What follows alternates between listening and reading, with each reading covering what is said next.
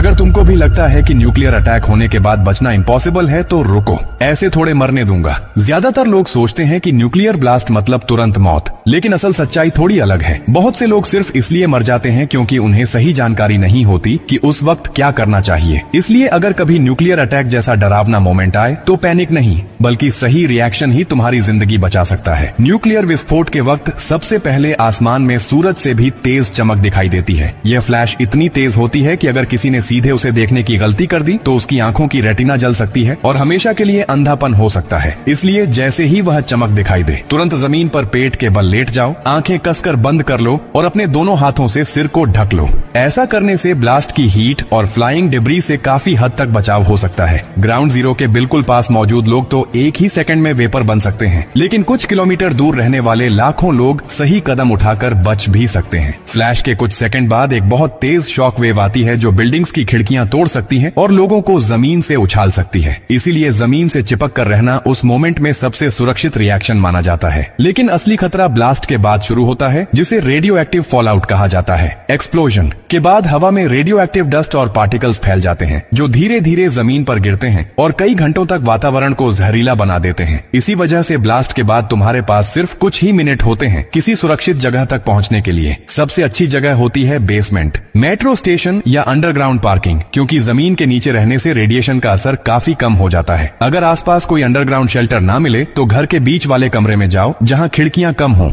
सभी दरवाजे और खिड़कियां अच्छी तरह बंद कर दो और गैप्स को टेप या कपड़े से सील कर दो ताकि रेडियो एक्टिव डस्ट अंदर ना आ सके। घर के अंदर रहना बाहर भटकने से कहीं ज्यादा सुरक्षित होता है। सबसे जरूरी नियम यह है कि पहले 24 घंटे बिल्कुल बाहर मत निकलो। इसी समय रेडिएशन लेवल सबसे ज्यादा होता है और बाहर जाना जानलेवा साबित हो सकता है। इस दौरान सिर्फ सील्ड बॉटल्ड वाटर पियो और पैकेज्ड फूड ही खाओ ताकि कॉन्टेमिनेशन का खतरा कम रहे। अगर तुम्हारे कपड़े बाहर की रेडियो एक्टिव डस्ट से कॉन्टेमिनेट हो गए हों तो उन्हें तुरंत उतार कर किसी प्लास्टिक बैग में बंद कर दो और शरीर को साफ पानी से धो लो। इससे शरीर पर मौजूद जहरीले पार्टिकल्स काफी हद तक हट सकते हैं। अगर फोन, रेडियो या कोई इलेक्ट्रॉनिक डिवाइस बचाना हो तो उसे मेटल कंटेनर में रखना ईएमपी डैमेज से कुछ हद तक सुरक्षा दे सकता है, क्योंकि न्यूक्लियर अटैक के बाद अगले 72 घंटे तय करते हैं कि कौन सरवाइव करेगा और कौन सिर्फ ब्लास्ट से नहीं बल्कि इंफॉर्मेशन की कमी से मरेगा। ये जानकारी सिर्फ आपके